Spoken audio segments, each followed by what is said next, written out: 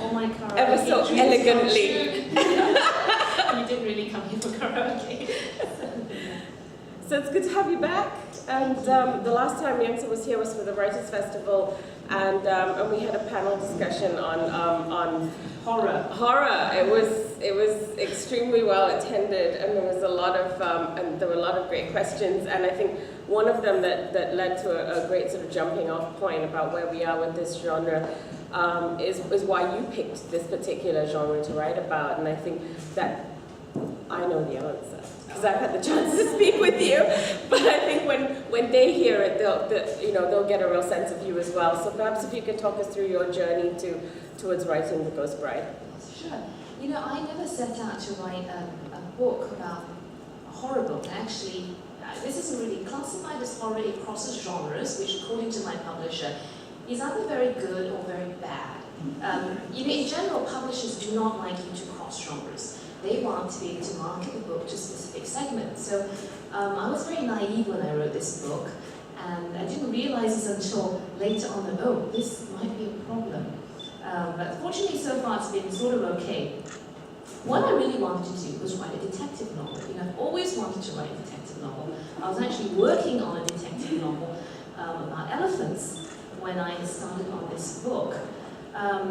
But I think a number of strands got woven into it. One is I definitely wanted to write a historical novel about Malaysia, partly because that's where I grew up, and also because it's a subject that I felt that I could write about with some authenticity. And we talked a little about authenticity yesterday on the Malaysian literature panel, and I think that's very important. It's important because every time you read a book, reading a book is like entering a dream, and the fabric of the dream has to be sustained. So if there's glaring errors, like people were telling me they were watching the miniseries The Tudors, and people had zips on their costumes, and we're like, what? So it's the same issue with writing a book. You actually have to be very accurate about that. And people who love historical fiction are particularly sensitive to the fact that, oh well, they didn't have penicillin in 1789 or whatever it was. So I was trying to write a detective novel, and while I was researching it, I was actually in the National Archives in Singapore looking through the microfiche. This was quite a while ago, because I think a lot of it has been digitized. Looking for articles about elephants. And while I was sort of scrolling around the microfiche, I happened to catch a glimpse of just a very short line which said, the incidence of spirit marriage amongst the Chinese has declined. And I thought, what is this? And I realized, oh no, I know what it is. It is the marriage of the dead. And this was a custom I heard a lot about as a child growing up, and I'm sure many of you have as well. And it actually was connected to an earlier interest I had a long time ago about Chinese ghost stories in general.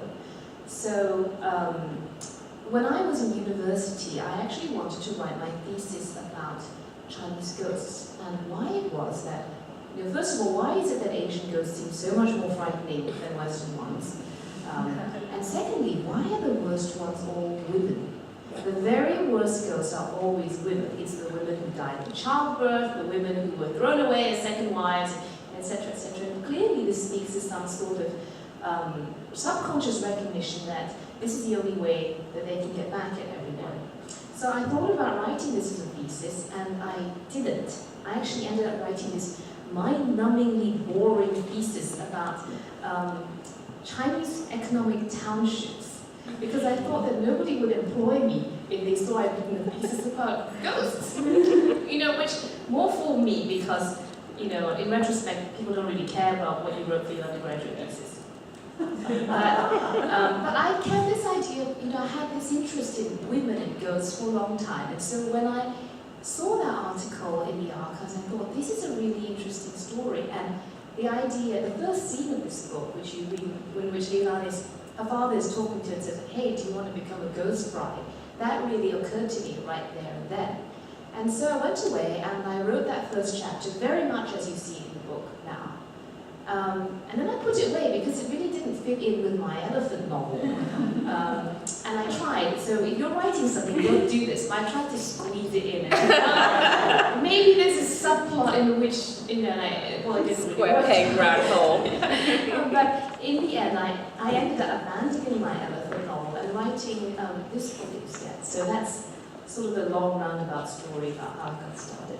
And was your family always very traditional in their practices as well? So had you been exposed to the sorts of practices of burning big paper houses and things like that as offerings to the dead? Was it a superstitious family? Well, I would say my parents are not superstitious, but my grandmother, one grandmother in particular, is extremely bossy and extremely superstitious. So when I was a child, all my grandparents lived in a very small town in Perak called Kampa. And we used to go back all the time to visit them. And my grandmother would ask us children to do all these random things, like help her with her offerings, and fold paper money, fold the ingots, which is very much like origami from the dead. There are certain shapes you're supposed to make, and you're supposed to pile them up. Some for the gods, some for the dead. And as a child, I remember thinking that this is very much like the Chinese version of the Egyptian afterlife, in which everything that you burn is given to the dead. And I asked my grandmother all sorts of questions like, who's going to get this chair, and how did they decide it? And I also thought, if you've seen the stacks of hell money, the ones which say, God of hell on them, I also thought that inflation must be rampant in the afterlife because they're printed, I think now it's millions of dollars. It's like rupiah or something. So, and I always thought, what about all those poor people who died, 300 years ago and they weren't burning so much money? My grandmother would never answer any of these questions. She would just and then continue doing whatever she was doing. But it did make me wonder about the afterlife. And later on I read a lot of Chinese stories and Wusong and they do talk about the Chinese afterlife. The Chinese afterlife is sort of bizarre, almost fantasy-like world, which is a mishmash of many different beliefs, Buddhism, Taoism, and plain old folk superstition. Those of you who enjoy watching the Hong Kong movies, like I do, I will be quite familiar with this world. And so to me, a lot of the action took place in this landscape, this sort of fantastic landscape that I don't think the West is necessarily that familiar with. And that's, I think, one of the things when you read the reviews of the book, especially, that's one of the things that people were most surprised by, the journey that it takes you and the themes, the various themes that you explore. And one review, which I loved, because they particularly called out your description of the Quay and all the food, and they said, oh, I got so hungry reading this book because she's so descriptive about these things. And so you've really been able to paint a picture that sort of starts in this very interesting place, but then even weaves in the themes of love and the themes of superstition. How organic was that, and how much of it was crafted deliberately to touch on all of those points? Oh, well, the food was actually, I would say the food was definitely organic. I enjoy cooking, mostly because I enjoy eating, and I was forced to write large portions of this book late at night because I had small children. And it was the only way to stop them from barging in suddenly shouting, "Money!" So I had to write really late at night, often at that time. I'd be very hungry. So I'd write about this stuff. And actually, it's funny because my editor and my agent said, there's so many scenes, people are continually eating this book. Could you remove some? So we actually removed a number of banquet scenes and other food scenes. Oh, you did? Yeah, we did. So I'm sorry, there's still a lot of them left. But as to how much of the book was intentional, I think that's an interesting question because I get asked this a lot as a writer and in terms of craft.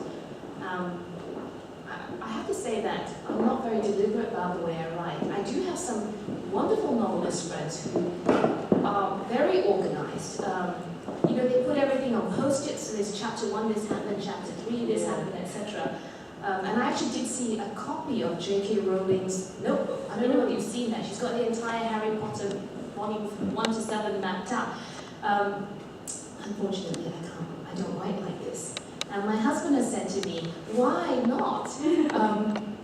But I think I write organically. When I started writing this book, I didn't actually think about being published. I was just writing to entertain family and friends. And when I write, I tend to write by the seat of my pants. So when things are going well, it's really fun.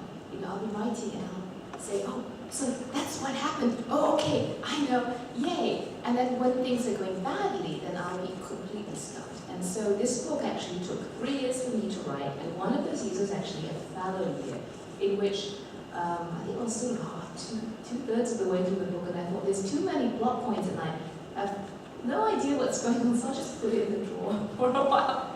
So it's not a great way to write, and I wish I was more organized about it, but you know, things happen the way they do. So let's maybe hear a little bit from Ghost Bride now, and then we can pick up from there. Yeah? If nobody has any questions at this. Oh, you do? Okay, that's great. All right, let's take a couple of questions and then we'll hear from the book. I'll start about your writing. It's very organic. Did you take a lot of formal writing courses at university or prior to writing the book at all? Because part of it is, you know, as an amateur or a beginning novelist, character development, story arc, you know, the plot development, those kind of things, formal structure comes into play. I don't know if you had any formal training or... No, actually I took very few classes because I was very worried about securing employment after graduating from university. And also my parents, being Chinese parents, had said things like, well, you know, it's nice that you like to write, that's a hobby, it's sort of like water skiing or whatever, but just make sure you get a job. So I didn't really have a chance to take many formal writing classes. But I think that's okay because people do come and tell me, like, I'd like to write, but I don't have time to take classes, or they're very expensive. And I'd say that, you know, if you like to write, you probably like to read. And reading is in some ways the best education that you can get. I read, you know, there's so many writers that I love, you know, everyone from, you know, Jhumpa Lahiri to Haruki Murakami, and to read a really good writer, I think, will give you a wonderful education in terms of what makes a book good, or what makes a book appeal to you, because not everybody likes the same book, which is totally fine. And I would suggest that if you want to write, then you should keep writing. I've met lots of people who say, I like writing, but I don't write. And you should just write, even if it's a paragraph a day, if it's a diary. Just keep on writing. And I think that will actually help you practice. It's okay. I also wrote a lot of really terrible fiction. And also I look at my own book and I think, oh my goodness, this was terrible. I actually once had a dream in which I wrote a fantastic detective novel. And I woke up the next day and I told my husband, I've got the idea for the best detective novel ever. It was about chickens. And I realized, oh, actually it was a really bad idea. But I wrote, if it helps any of you, I actually wrote a really terrible, long elephant detective novel before I wrote this book. But I think it's not wasting time. You know, write as much as you want to write, and as many stories, good or bad, as you can. And you had a question.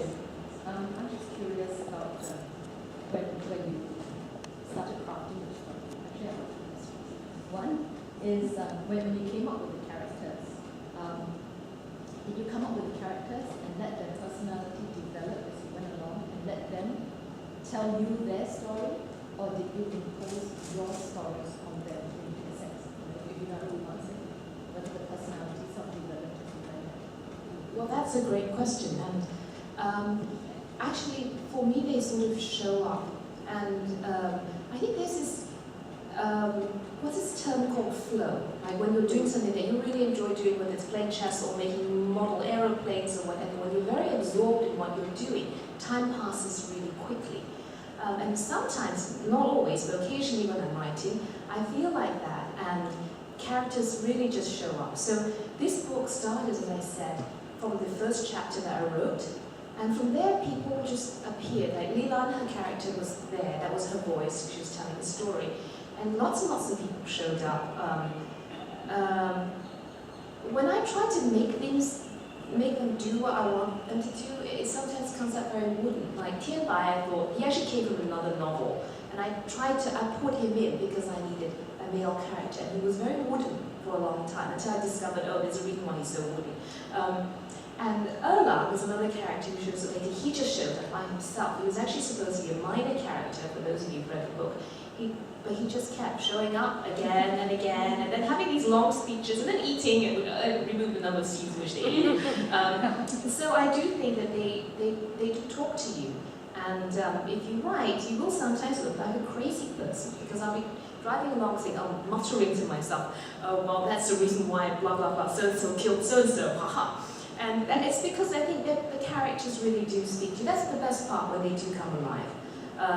Conversely, when you're struggling or you think that you have to force them to do something, that can be very difficult. Great. We'll pause there, and we'll hear a little bit from Goose Bride.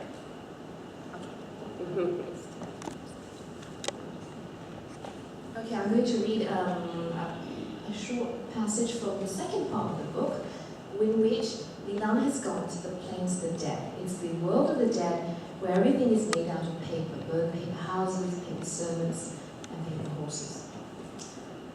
The streets became increasingly familiar in a strange way. Parts of them looked nothing like what I remembered, yet there was a spatial recognition, some trick of proportion that sang out to me. In some places, where there ought to be buildings, there was nothing but old trees and rocks. In others, there were 3 or 4 fine dwellings occupying the same spot. And of course, everything was much farther apart, as though the original streets had been stretched to twice or even thrice their width and length. On one corner, which in the real Melaka held only the shell of a decaying house, there was a grand mansion. From behind the imposing gates came a faint sound of laughter and women's voices. I shuddered as I passed. Despite the gaiety, I couldn't help remembering what that house looked like in the living world, with its roof fallen in, and the wild grass breaking up the cracked stone floors. There had been tales about that house ever since I was a child. Some said that a plague had killed all the inhabitants. Others, that the last master of the house had gone mad and butchered all his wives and concubines, laying their bodies out in the courtyard until the stones ran purple with all blood. As a child, I had avoided that house, my head full of frightening tales told by a mom. Now, seeing it as it might have been in its days of glory, I felt terrified yet drawn to it. What would happen if I knocked upon those doors? With an effort, I pulled myself away. Curiosity was my besetting sin, I told myself. I was also lucky enough to read the audiobook for this book. And if you have questions about that process, I'm happy to answer that too. Well, let's talk about that now then, since you brought it up. And then I have a question about Lilan's journey. Okay. Getting to read one's own audiobook is actually not that straightforward. I did not know that normally they will hire, they tend to hire voice actors to read books. Yeah. And I had actually asked about it because I was worried about all the names. You know, there are a lot of Malay words and even some Hainanese in there, and lots of Cantonese. And I thought, if somebody else reads it, they might get all the words pronounced wrong, and all the Peranakan words too. And so I sort of raised this with my editor, and I said, can I audition to read this book?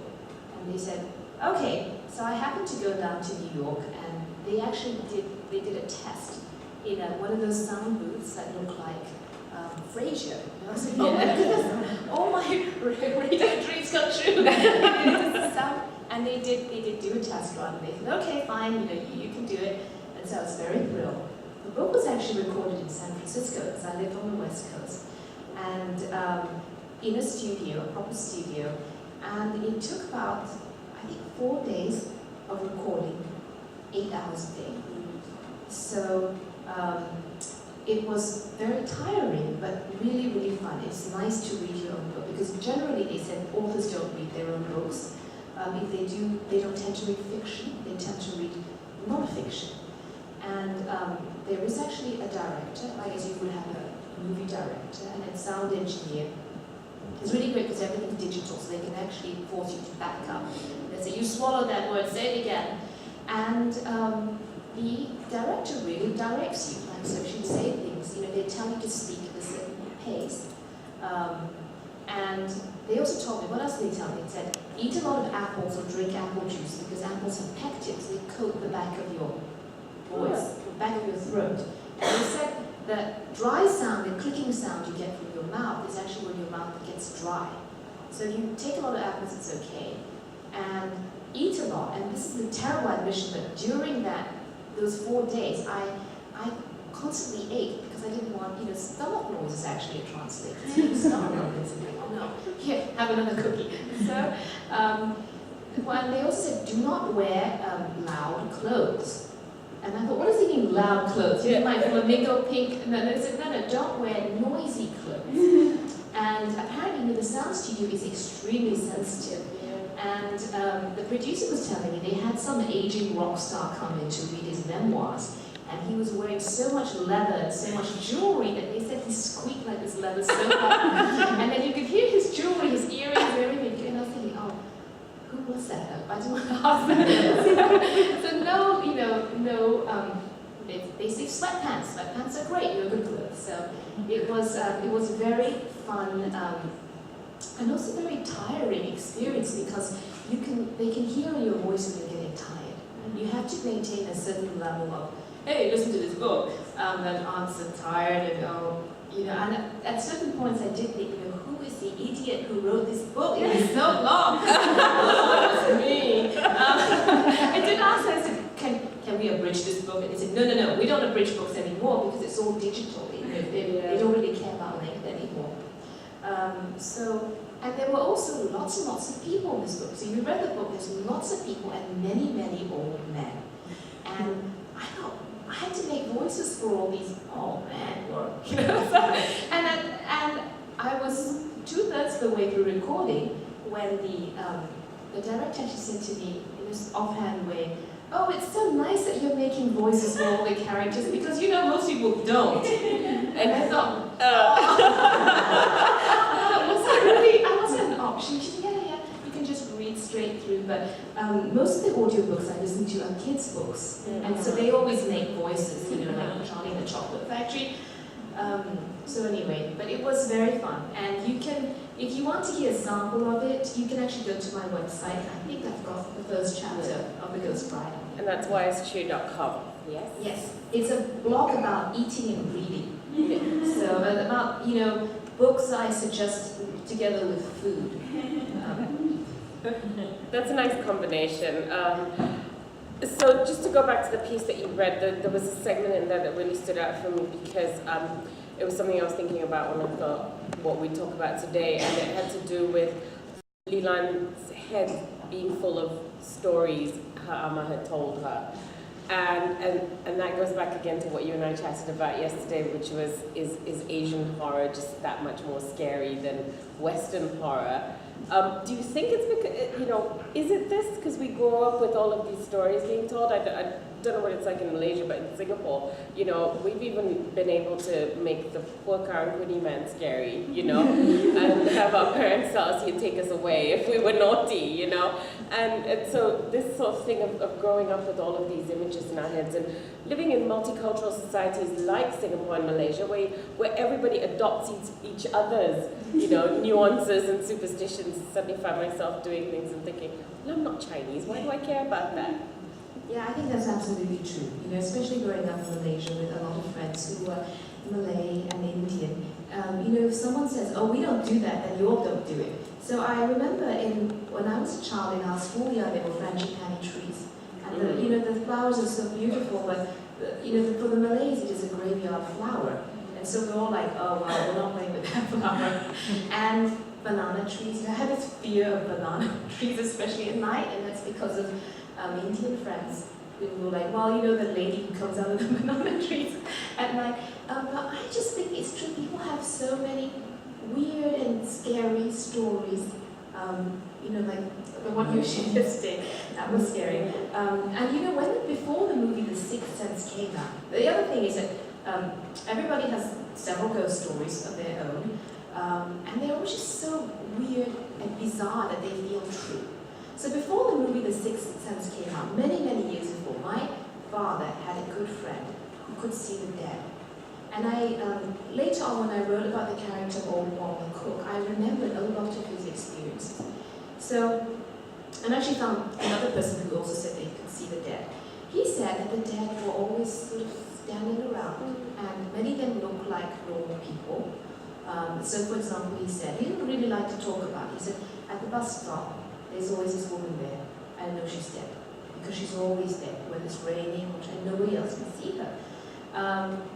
And, you know, he had also mentioned that in certain houses there were people who were still lingering, etc. It was actually really very frightening. But he felt that it ran in his family, and it does seem to run in people's families. Like my sister's colleague also said that she had the same experience. Her husband could also see the dead, and they live in Singapore, and she said that in their HDB, he said, oh, there's this woman, you know, who's in the hallway, she was said, stop, don't tell me anything that's in my HDB. I don't want to know about this. But he said, you know, for example, that they were strangely attracted to electricity. So they would congregate around electrical, you know, those power stations and things like that. And, you know, these are sort of bizarre things, but somehow feel true. Like, well, okay. So just a lot of stories, and people have lots and lots of stories. I'm sure many of you grew up hearing stories, especially about old houses or superstitions. And it does feel that it's very much a part of fabric of life. I actually, I have a theory about the difference between Asian and Western ghost stories, which was supposed to go in my thesis, but I will now share. I think I'd love to hear it. One genre that I enjoy reading is Victorian ghost stories. And I realized when I was reading that the traditional Western ghost story is actually a detective story. It is exactly like a detective story. So who died, when did they die, how were they killed, and then usually the story is ended when the ghost is laid to rest. You know, Lady Mary's bones were then reburied and blah blah blah, the hauntings at whatever abbey ceased. So it is very much like a detective story. It's kind of straightforward, it is linear, has a conclusion. But Chinese ghost stories, which I read a lot of growing up, not just Wu Song Lin, but also a lot of Chinese comic books from Hong Kong. You know, my Chinese was not good at the time, and we would even look up words in the dictionary so I could continue reading these books. But they are very different. Then they are set in this fantastical afterlife in which it's where, you know, people can fly and they're looking for the elixir of immortality. It's a very different kind of world, and it's very relational. If the Western ghost story is structured towards a conclusion, the Chinese, or I would say most Asian ghost stories, are really about your relatives. So it's about you know, who died, and you have to continue to provide for their needs, which is continue to burn things for them, or they'll come back and say things like, look, I want to get married now, make sure that you burn the following funeral offerings, or my son needs this for his examination success. Yeah. So, and you know, tales of Liaozhai, they will often tell you not only about what happened in the story, but what happened to their children, whether or not they passed the imperial examinations or not. So it's a very, very relational, kind of loose-ended world in which your actions are directly tied to your ancestors. And also, you can never get away from your dead relatives. And there's a little bit of sort of guiding your values as well in there as well, because you know, a lot of if you don't do this, then this is going to happen. This is the consequence of that. So I mean, I think we all certainly grew up with that hanging over our heads a little bit. I just wanted to just scan the room real quick and see if anybody had anything they wanted to jump in with at this point. No? Yes, go ahead. No, you warned me earlier. You said I've got lots of questions. It's fine. Given that you live in San Francisco and you're writing this book, how much research did you do on Melaka? Some of the description about the streets and the buildings. I had just been to Melaka when your book came out, and I read it. I said, wow, this is pretty cool. It should capture a lot of the things that I saw. Well, I do live in California, but I come back every year to Malaysia to stay with my parents because it's childcare. But I do this every year. But I did actually start writing the book many years ago. I mean, this book is I've always been interested in old things, and I chose Melaka because my uncle lived in Melaka when I was a child, and we used to go visit him. And at that time, actually I went back to Melaka right before the book was published to make sure that I got the distances right, so you could actually walk from this area to the other. And I was shocked. I said, it's so clean now. When I was little, Melaka was very run down, although it is a World Heritage Site. And I don't know whether any of you remember, the Melaka River was full of these giant monitor lizards who would sort of swim around through the garbage. You know, their heads the size of a Kleenex box. So, but Melaka always struck me as a very interesting town and a very sad town. It's full of ghosts. You know, it feels like the past is very present there. And when I was, things have been preserved much better, but I remember when I was a child, we would go look at the ruins, we would look at the fort, and the Portuguese church, because there isn't very much to do. And you would think, gosh, these things are just sort of lying around, as they are in many parts of Malaysia where nobody has yet preserved them, or they have been bulldozed over, which is another entire subject. And they're so old, and nobody really cares about them. So Melaka always gave me this sort of nostalgic feeling, and I thought it would be a good place to set a book. But also, you know, when I was a child, my father really was a history buff, and he bought lots and lots of old books, which means, and many of them were British travellers' tales, like Isabella Bird and the Brooks, you know, Roger Brooks. And so when we were children and we were absolutely bored and there was nothing to read except a stack of old National Geographic and these British travellers' journals, I read a lot of them. And so I think that was really helpful because many of the descriptions of the time were very, very helpful. And by the way, most of the stuff which is written about colonial Malaya is concerned with World War II. Yeah. There's a lot of stuff about World War II and almost nothing before, like in the 1800s. And so when I wrote the book, later on I went back to fact check and make sure I had the right kind of money. You know, things like how much things cost, what did the town of Melaka look like. It was very, very difficult to get concrete details. Isabella Bird was really helpful because she did actually go to Melaka, I think in 1870. And so her descriptions of the town were really, really helpful to me. Yeah, I think that's interesting because you know, you wonder if you can take liberties there, but it seems as if you were very deliberate about being accurate about these things. And there is this notion that as a writer, you need to be a god of that universe and make sure everything is just so. And if something is there, you have to know why it's there and it be deliberate. Did you take liberties with anything? Well, some things are fuzzy. Well, this is going on in their house, and I think I have a vague idea of what the house looked like. So, yeah, but I think, you know, it is about sustaining the dream. You know, as I talked about earlier, you have to enter a continuous dream and not fall out of it. And if you do, if the dream breaks and you're out there saying, this is ridiculous, they didn't have this, then in some ways, as a writer, you have failed. Yeah. What do you think about it created such mass appeal? What do you feel was really the thing that made the book so popular, especially outside of Asia? You know, I am still really surprised that anyone has read this book. And actually, I'm so grateful and appreciative that you brought it up. I always had this feeling like book event, nobody's going to come to this book event. I didn't actually think I'd ever get published. Actually, I had a terrible story about how I got published in the first place. And I had been writing random things for a while and working on a book. And I had dinner with some friends and my husband, and they asked very politely, oh yeah, you're writing this book, how's it going? I said, oh, it's good, okay. Can we read it? And I said, sure, with no intention of ever sharing the book. And then that night, my husband went home and he went into my computer and he took out my unfinished manuscript and he emailed it out. Oh my good God. So don't ever do this to your spouse, because I was very, very angry because how could you do this? And then he said, you know, you've been sitting on this book for a while and they asked you and you said yes. And so but because of that, they actually read it and they actually ended up passing it around to other friends. And then I thought, well then,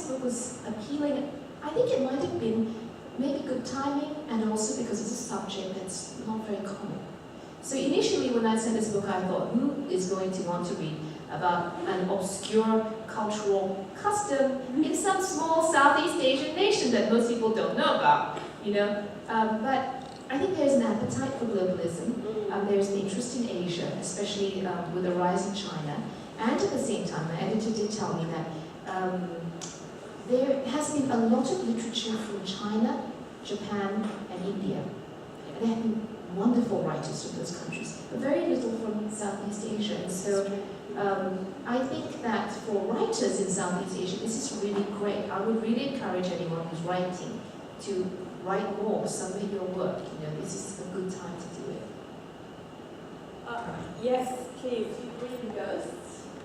I have to give you a nuanced answer to this because I would prefer not to believe in ghosts.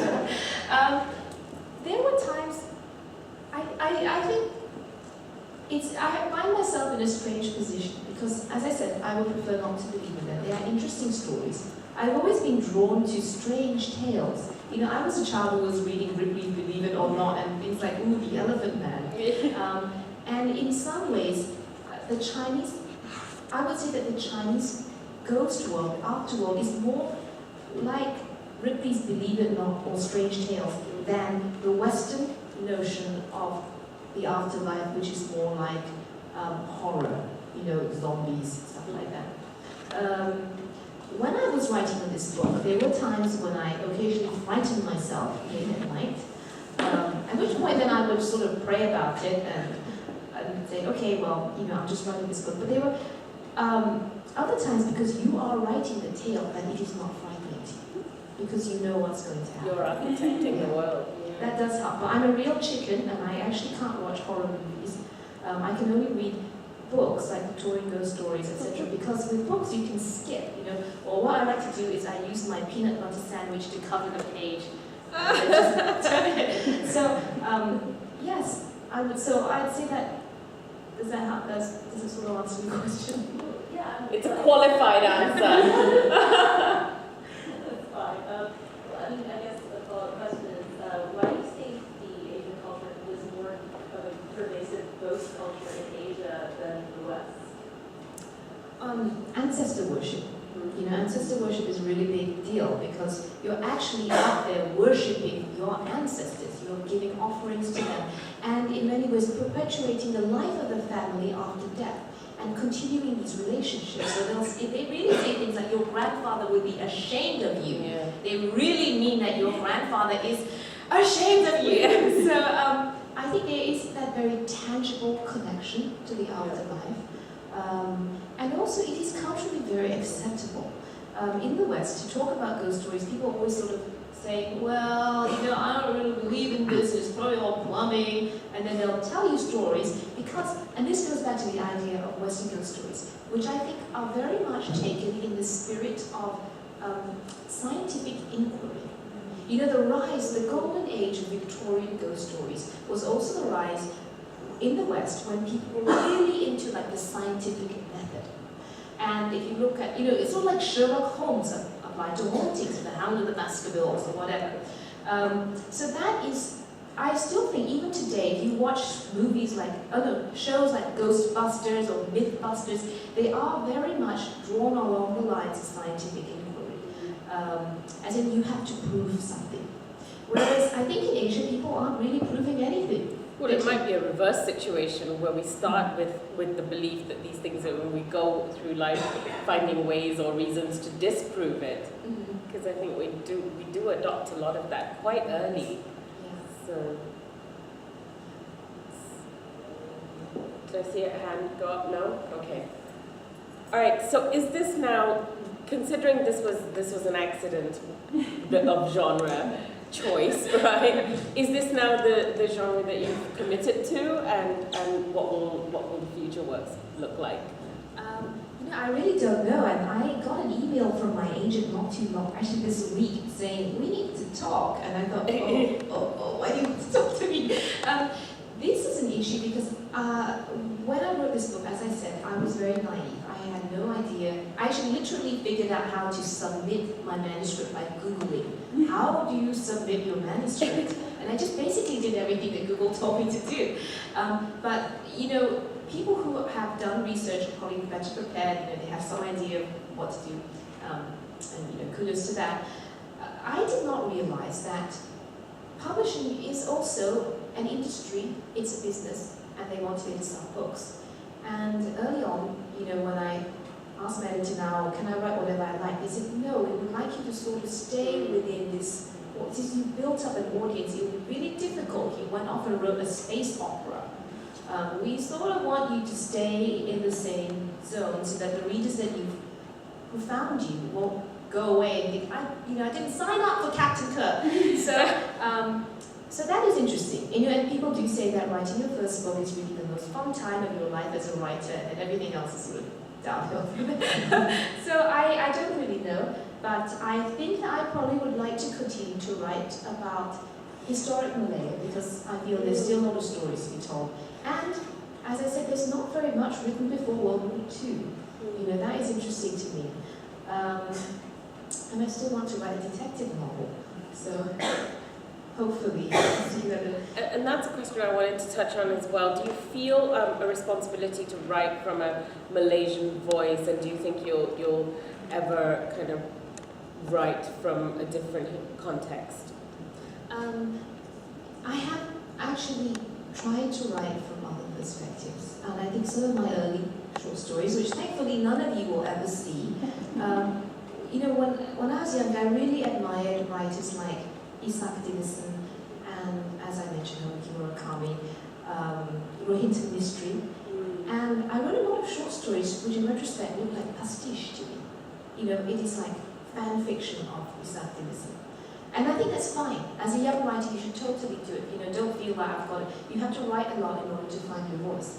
And then my mother said to me when I was working with her, she said, at the time, I think it was I was 22, she said, I think you are too young to write now. I don't think you have anything to say. I was like, with family like this, we need to critique. But I really think, she was right. She wasn't saying in a scolding way. She said at 22, different 22-year-olds might have, if you've lived your 22 years as a child soldier or you've done something, then you would have something to say. But it is true, because at 22, you really have not lived through a lot of joys and disappointments, highs and griefs and, unexpected bounties.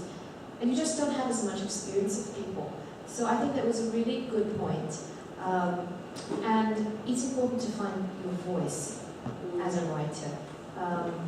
What that voice is really hard to say. Voice is something that actually, and I haven't taken writing classes, but I do have friends who have, and they've told me that according to them, voice is something that cannot be taught.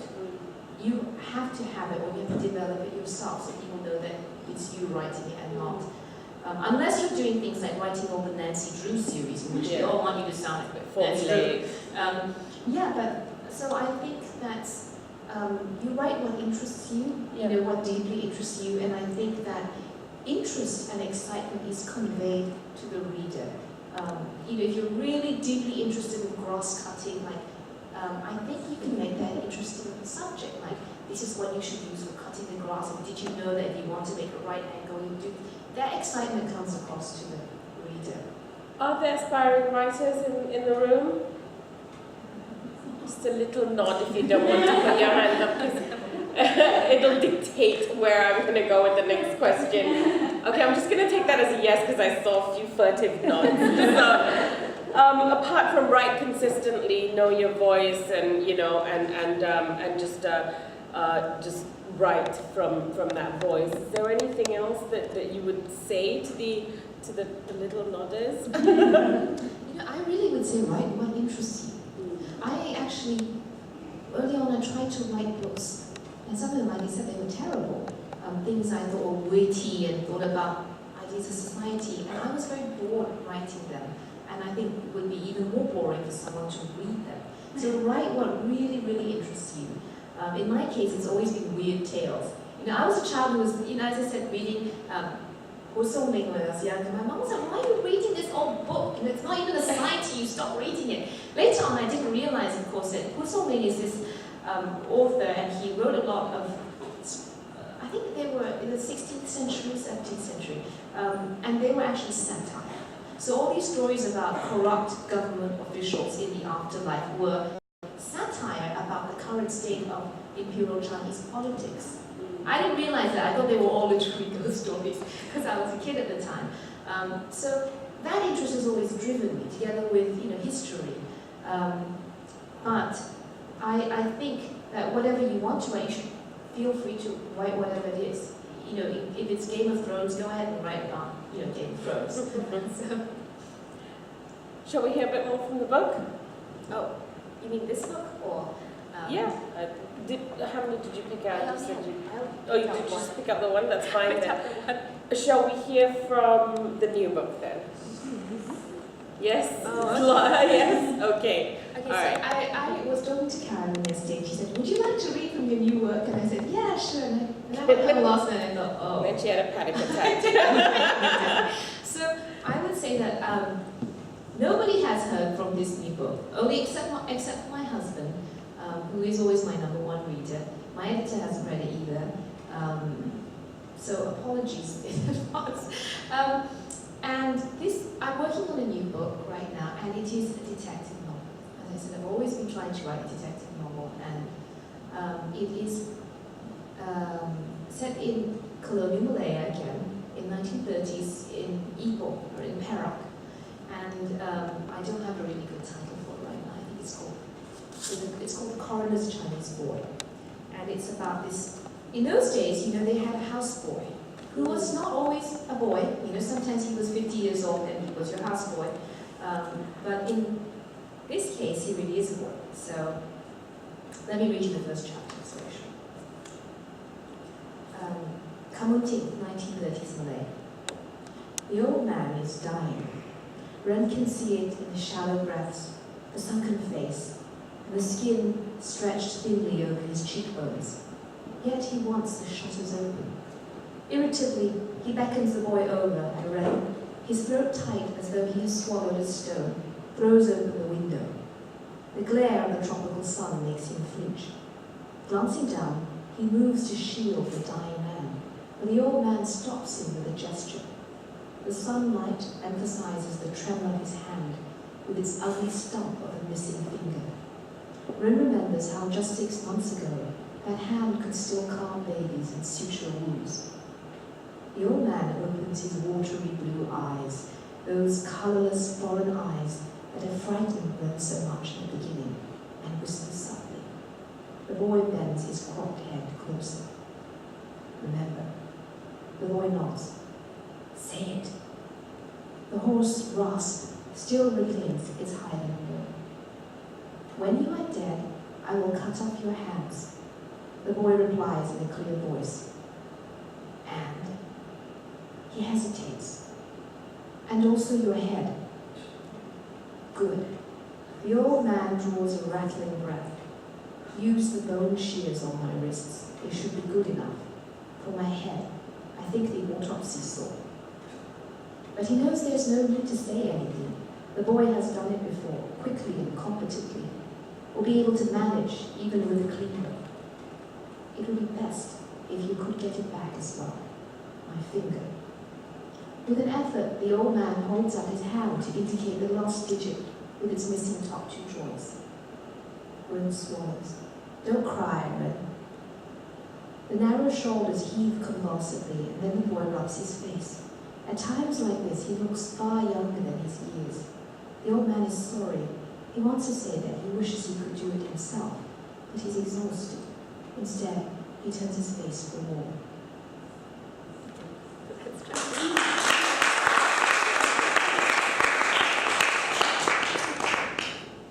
Any comments or thoughts from any of you?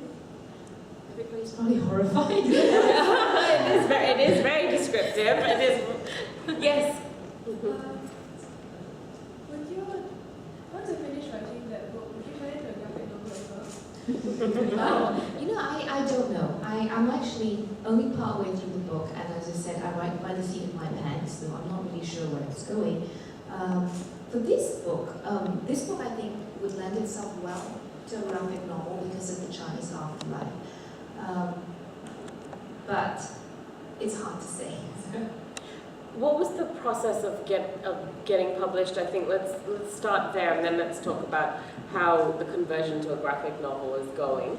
But in getting published from entering how do I get published into Google, was there anything along the way that was surprising, shocking, funny? What was that like? So the process of getting published is actually, in general, quite difficult. I did not realize this, and maybe it's a good thing because I probably would have given up. Statistically, the odds are not good. So it's always good to keep your day job. Because even if you get published, you don't actually make that much. Unless you're like James Patterson, who is apparently the world's #1 best-selling author. So after, basically, what I did was I tried to get the literary agent. And there are many reasons to get one. Partly, and I think it is better if possible to get a literary agent because they can submit your work to more places. And so in order to do that, it's quite simple. They ask you to write a one-page letter, which basically pitches your book and says, hello, I'm so-and-so, this is my book, it's about yada yada, I think you might like it. And then you, depending on the agent, you attach the first 5 pages to the first 10 pages. And then you send it out. It's deceptively easy, but for some people it takes many years. I have a friend who's a novelist, took her 6 years to find an agent, and for other people it happens relatively quickly. So it's hard to say. It depends on your book, your subject matter. In order to do this, I actually had to research agents, just to make sure they really were agents. And they weren't people. Anyone who says to you, send me $50 and I will read your book, is probably not a real agent. So. Ways to do that is you can look online, or you can look at books that you like. And if you look at them afterward, people will usually thank their agent, thank you, so-so, and you can send a letter out to those people. Yeah. That's actually what I did. I came up with a list of about 30 names, and I wrote my query letter. And actually, if you want to see it, the agent I ended up with, Jenny Ben, she actually published a blog post about. It's called, You Really Don't Need to Know Anybody to Get Published, which is true because I didn't know anyone, I didn't have any connections. She picked me up at the slush pile, basically, which is what they call, the slush pile is all these things that come in. So one word of caution is that you can only query each agent once per book. Because it turns out, and I later found out, that your most reputable New York agents will get at least a minimum of 200 unsolicited manuscripts per week. So they're sort of drowning, and out of these, they might choose maybe 10 new clients a year. So you really need to make sure that your letter is as good as it can be, and your novel or your book is in as good shape as it can be. For fiction, they actually want you to have the entire manuscript. So don't do things like, oh, well, I haven't written my ending yet and submit it because I'll be very angry with you.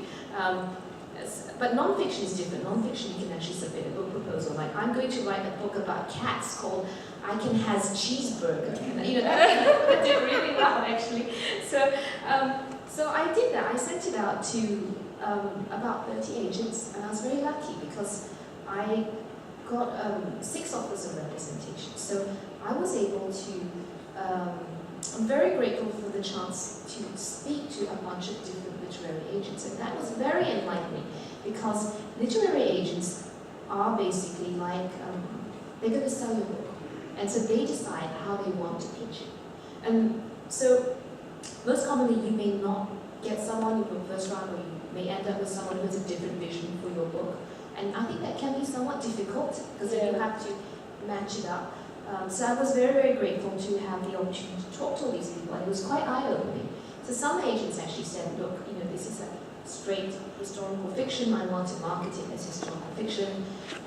There was this other guy who did a lot of fantasy and said, I'm going to submit it to Tor. And I thought, oh no, it's going to come back with a busty lady on the cover. Maybe wearing a cheongsam or something. And I thought, well, you know, if he's the only one who accepts me, I don't think I have a choice. As authors, you don't really have much of a choice if you want to be published. And there was a really, you know, and there was actually an agent who was really famous, and she did young adult. And she said, look, I want your book, but I want it as a young adult trilogy. And I said, oh, okay. And I think I mentioned this to you yesterday, but there was a really, really famous New York agent who did not give me an offer. He actually asked me to do a revise and resubmit. And he said, I like your book. I didn't like the first part. The second part with all the dead people I don't want, so I want you to get rid of all of that. Oh my goodness. And I thought, oh, okay. He said, I want this. He said, you should try to set yourself up like Amy Tan and Lisa C, and to be writing about women's issues. And I think this should be a book about this woman in an arranged marriage who slowly goes mad because it's all in her head. And I thought, you know, really, if nobody else gets back to me, I think I would just have to do what he says because I didn't have a choice. But I did feel that to me is somewhat of a cliche. You know, the idea of a novel about this Asian woman in an arranged marriage who goes mad, well, you know. So, but luckily there were other options. Yeah, I think that's an interesting little piece of advice for those of you who are working on something and hoping to get it published, because a short story I wrote many years ago and then read at the Singapore Writers' Festival, right here in the Arts House actually. I had somebody approach me and I wrote it intending for it to be a crime fiction story, but then they wanted to publish it in an anthology of crime fiction. And I sort of struggled with that because I was like, and then I'll become a crime fiction writer, and I'm not a crime fiction writer. But I said, fine, to get it published, but I did draw the line at some of the things that, some of the edits that they wanted to make, and I did say, no, this needs to stay in, you know. So I think there will be an element of picking your battles and deciding whether a piece, when it is going to be published, what the purpose it serves in your journey as a writer. And for me, I was willing to make that compromise just to break the boundary of being published. So, you know, and just sort of agreeing to some of it. But I think that the advice from Yangsze about the things that you do, you know, compromise on, I think that's something you really think about when you do get to that point in your journey. And at what point did you look at the book and say, this could be a graphic novel, and then how have you gone about starting to get that in place? Oh, well, that also happened by accident. So I had written this book, and actually a friend of my friend is a comic book, Singapore cartoonist, Sunny Liu. So he saw the book early, and he said, I want to turn this into a graphic novel because I know all about the paper money, and I don't have to travel to do research. And I like this story, let's do it. And so because of Sunny, we actually retained the rights to the graphic novel when we sold it, because my agent is the one who sold the book, and you know, we were very fortunate because she sold it at auction. And because there were multiple bidders, she was able to withhold the graphic novel rights. Nowadays, they do not like to do that. They want to buy everything. So all rights to the book, all the printed rights to the book. But we really actually had to fight very hard to say that, look, I want to turn it into a graphic novel. I want to retain this. So that's where it is right now. You know, Sunny is supposedly working on this, but he's been very busy. I think he just released, he's working on something called Charlie Chan, and he's doing something else. He's drawn for Marvel and, you know, Dark Horse, Vertigo. So we'll see where that goes. But, you know, I really like what Carolyn said about, you know, your book and being edited, etc. Because after my book was sold, there was an entire round of edits. And, for example, you know, besides cutting out some of the food bits, I was also told, like, could you like bump up the romance? So I'm actually, I think, quite bad at writing romance. Romance is really a struggle for me. Creepy is a lot easier, like, oh yeah. And so they said, my agent and my editor said, look, can you just sort of like bump it up a bit? And so I did try my best. They also asked for, and because this was my publisher's HarperCollins, they said, look, a lot of people don't understand many of these customs and returns. So that was a tricky thing. They asked me to actually put in a lot of explanations, which I was concerned about, that for local readers would be like, oh my gosh, why are you explaining this? I already know this, stop telling me this. But there is some sort of middle ground that you have to get to, in which someone who knows this world well can read the book, and also someone who, you know, who comes from Finland could also read it. So. And I think it's how you place things around it as well, such that the descriptors are sufficient that you get a sense of what it is, and you don't need it to be overly prescribed to you. And that can be, you can be successful with that as well. If you think of Arundhati Roy's God of Small Things, there is a scene in there which I always thought she never bothered to explain it, and I loved that she didn't. The drumstick, which is a vegetable that we eat here, which is a sort of very bark-like sort of texture to it, which you don't eat. She used the word drumstick and never bothered to explain that it was a vegetable. But in the description of what the character does with it, you get it. And I thought, someone without context will be reading this and going, what the hell is he chewing on a drumstick for? But the way she described it took you to a place where you thought, oh right, get it. It must be something they eat there, and that's what they call it. And I think you do that as well successfully, where you paint enough of a picture that it's not necessary for us for it to be overly prescribed to you. Yeah. We've been talking for a while now. Questions? Yes, please. I love the book, and I love graphic novels. But do you think there's a risk that it will be descriptive? Because when you read, you're free to imagine whatever. But if you're looking at a graphic novel, it's somebody else's picture. Is that a risk of being descriptive? Yeah, I think that is true. And the nice thing about Sunny is that, so we know each other, and he said to me early on, look, I'm going to start putting some characters up, and can you just send me the names of some Chinese actors that you can think of? And I go, ooh. And so I was Googling like hot Asian men. I can't imagine, I don't want to imagine where that led you. I'm not sure it took you where you meant to go. You know what, this is research mode. It wasn't my idea either, it was Sunny's idea. Yeah, right, really. But I am going to put up, and I realize I'm really quite out of date. A lot of these Chinese Hong Kong movie stars I grew up with, they're really old now. And so I think I will actually put on my blog a Pinterest board. But he did ask me, like, who did you think of when you were writing certain characters? And so for Tianbai, for example, I said, always thought about, In the Mood for Love. Have you seen that yes. movie? That's one of my favorite movies. And Tony Leung in the Mood for Love was someone I thought about. Someone who looks kind of sad, and sort of refined. So, but I don't really know what they'll turn out like. And actually, afterwards, when I do book signings, I will do a card giveaway as well, because I got Sunny to do a couple character cards for the book as bookmarks or giveaways, so you can see what he's done with some of them.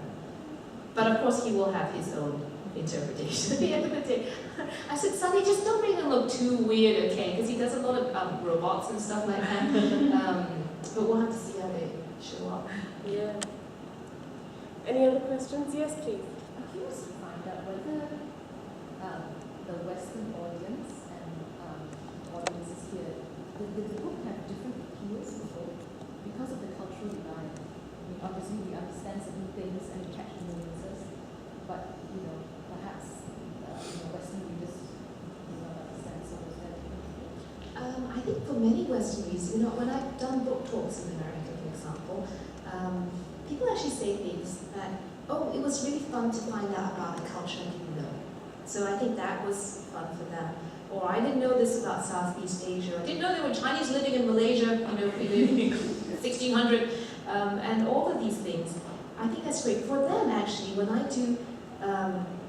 I've done talks, people are really intrigued by the idea of the Chinese afterlife. And they'll come up and ask me things like, do they really burn paper money? I'm like, yeah, they do. Where do you buy this paper money? I said, on HDB, you buy paper money. It's nothing, special. I said, you can also even get the modern day equivalent, which means paper Louis Vuitton handbags, paper iPhones, paper iPads, and together with very traditional things. And actually, when I was doing research for the book as well, you don't see this so much in Singapore, but in Malaysia, there's still old workshops. I mean, it's a dying industry, cottage industry, of people who make these massive things for, the community centers, and they're very expensive. They're quite expensive because, life-size paper horses, paper palaces. I think some of them cost about 30,000 ringgit for something which is maybe about 7 feet tall, 8 feet long. So they are very expensive, and they're all made out of reeds. I wasn't able to bring some pictures today, but some of you are probably familiar with this, but even then it's not that common to see them being made. And they are made of reeds. Initially I thought maybe they have a wire structure, but no, because wire will not burn away completely. So it's made of this thin rattan and reeds, and it completely looks like a paper mache framework, a huge and elaborate bamboo lantern, horses and all these things. And then they painstakingly paste the paper on. And this is the part which I always found so interesting as a child. So for example, I think I saw a paper hostel for the dead, which looked like a traditional Chinese mansion, but it was really a hotel for the hungry ghost month.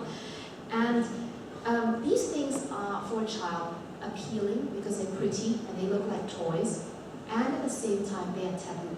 They're very unlucky, you shouldn't be playing with them. So they give you this mysterious pull. It's attractive and yet it is repulsive. And that's sort of what I wanted to put in the book as well.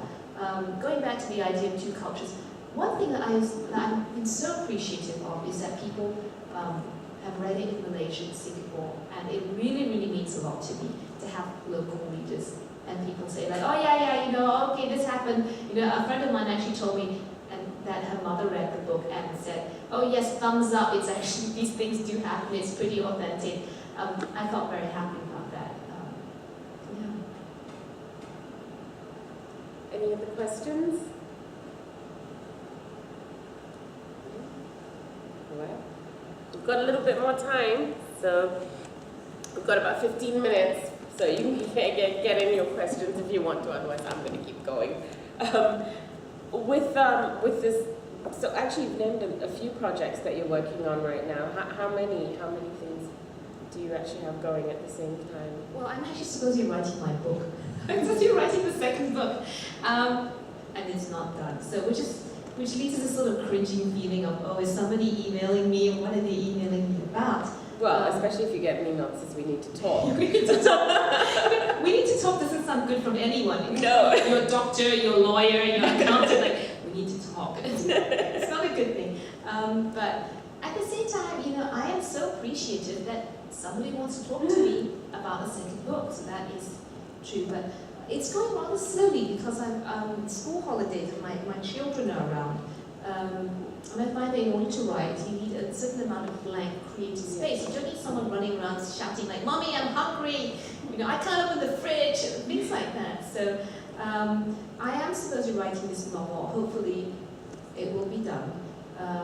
The graphic novel is something which, Sunny is really because the book is already written, he's just adapting the book. And yes, please go ahead. Question. You mentioned that you had an offer for the book to be a YA, and I talked about this, that it had a platform, it could have been a series, and there could have been a part 2 or part 3 where you follow the heroine and what she does, continue the second book. Why did you decide that YA was not an appropriate genre? Was there something you want to pursue? Well, this is interesting because in the UK, this book has come out as young adult. And because I have a different UK publisher, and what my agent did was she was very savvy, and she said, since we have multiple bidders, is I'm going to separate out the rights. So normally you sell a book as world English, it means all over the world. And she said, I think we can get a little extra money by selling UK rights separately.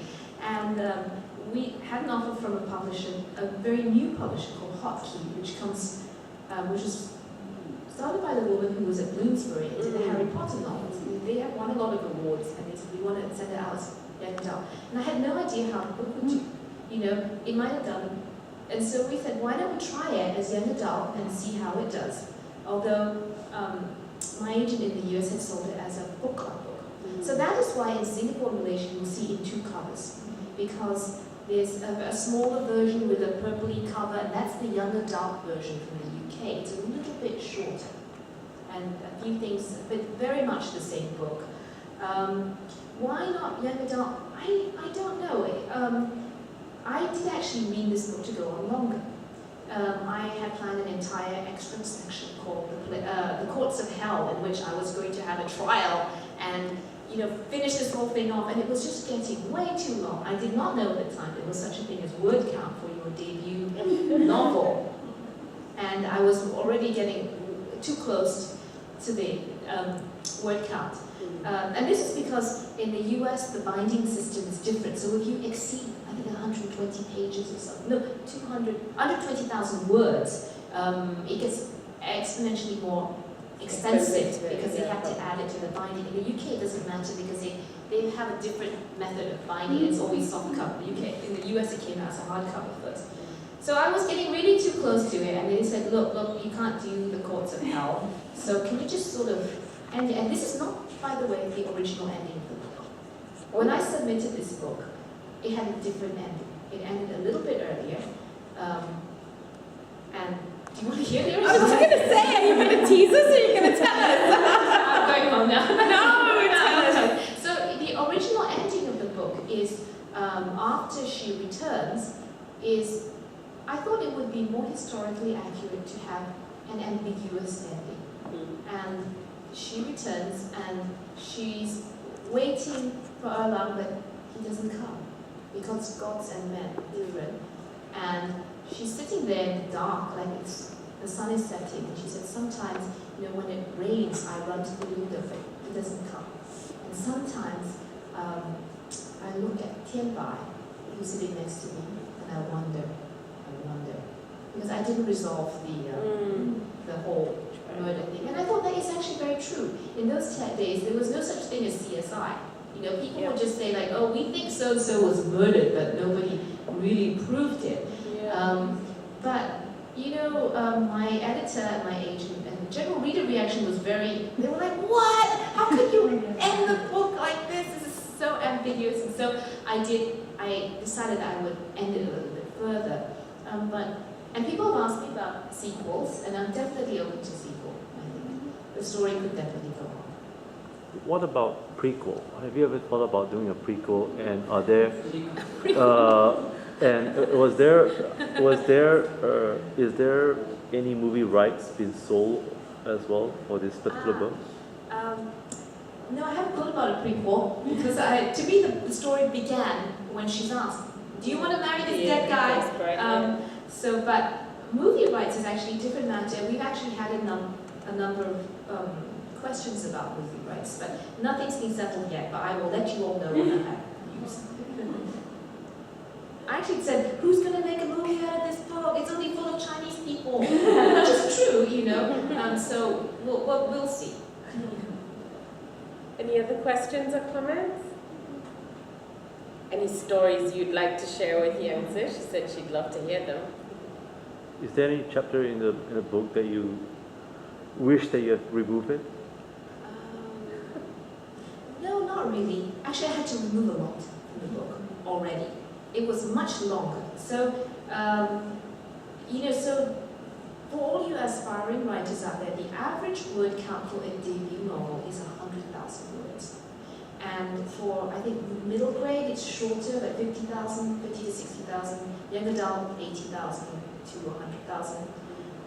120,000 is the upper limit for historical fiction, fantasy, things like space opera, that's it. that is kind of on the edge for a debut novelist. If you've established yourself, you can write whatever you want to write. But at the time when I sent my manuscript out, I was at 170,000 words with no ending. Wow. So I actually realized, oh, I have to do some Pull it chopping. back a bit. So I did. I cut out a lot of people and scenes because my initial idea about this book was that it should be sort of like the Arabian Nights, in which one story leads to another and they all unfold and you continue and continue, which is actually how a lot of Chinese stories also work. But we ran out of space, so I actually had to chop off lots of things. Like there was one whole scene about chicken rice which was removed as well, and I thought I went to so much trouble to describe how they made chicken rice over a charcoal fire. I think this is all fodder for your blog. Yeah. I think you should publish it through your blog. Yeah, the Ghost Bride, the unseen bits. Well, the unseen bits probably wouldn't make much sense. Like I said, there's a lot of banqueting scenes and stuff like that. I think the people who read the novel would love to read it. Do you agree? Yeah. There you go. Yes, please. How many banqueting scenes do you have? I actually don't remember. There were a lot of them. Some of them took place in the afterlife as well. But there were quite a lot, and I wanted to put in all my favorite foods, and I thought, well, maybe I'll save that for another book. What was interesting was to think about how they would have cooked all those dishes in the old days without the electricity, stuff like that. Especially lots of Veronica food. You can do a cook on the Ghost Bride. No, Chinese people, they'd be like, don't want to. And by the way, my mom, way early on when I started writing this book, I told her that, hey, I'm writing this book and it's about this, the custom of marrying the dead. And my mother, being Chinese, said, why? Why do you have to choose this unpleasant subject? Can't you write something uplifting? Yeah. And I said, oh, well, I just think it's interesting. So given the success of The Ghost Bride, what do you, for the second book, what are you thinking? What's weighing on you? And you think, how do I meet that bar? How do I surpass it? Is that even a consideration? Or let's just write it and get it done? I'm just sort of avoiding reality. I feel like if I can write it, that would be great, and then I'll worry about it later. But I feel like it is an interesting story. So my second book, which is a detective novel, also deals with, it will probably have some supernatural elements in it, because these are the things I'm interested in. And so it is about tigers, and the whole idea of spirit tigers in Malaysia. There are actually two kinds. There's what they consider kramat. Kramat animal is an animal which is sacred and often distinguished by color, like an albino white or with a withered foot. And these are the animals that they would say you cannot shoot. In fact, there's a real-life instance of an elephant called Gajah Kramat in Malaysia who, in the 1930s, walked all the way up and down to the border of Thailand and back, and they could always tell Gajah Kramat because he had a withered foot. And they say these animals don't behave like normal animals. They go to places where animals will avoid, and they display strange behavior. They also say that, I think Putri, there's some princess who has a white tiger. And at the other end of the scale, there is what they call Harimau Jadian in Malaysia, which is the weird tiger. So I was really, really interested in the idea of the fact that for Westerners, the werewolf is the man who lives in your village, and when it's the full moon, he turns his skin inside out and he goes from the village into the forest, killing and eating. But for the southern Chinese and the Malays, Harimau Jadian is the reverse. It is a beast who wears the skin of a man. And he comes from the jungle into your village to eat you. Interesting.